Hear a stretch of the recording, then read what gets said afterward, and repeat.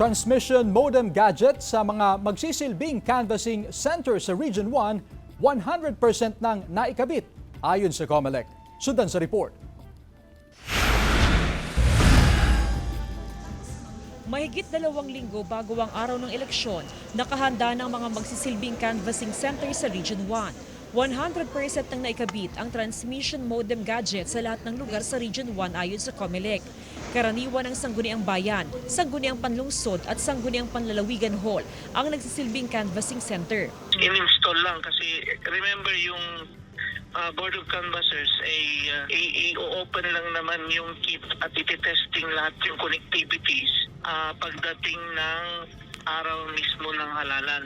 Alas 12 ng tanghali hanggang 1:00 ng hapon sa May 12 na araw ng eleksyon, i-activate ang internet connection sa mga canvassing center. Na-install para ready na on election day kasi maaga po yung convening ng MBOC. Sumailalim naman ngayong araw sa briefing ng COMELEC ang mga Department of Education Supervisor Official o DESO sa Mangaldan, Pangasinan. Magsisilbi silang contact person at election officer ng COMELEC sa mga polling station. Importante po ito ma'am para, of course, para malaman din nila kung ano yung mga special roles nila. Nakaschedule naman ang briefing ng mga support staff sa mga susunod na araw. Kasama si Daryl Peralta, Jasmine Gabriel Galban, One North Central Luzon.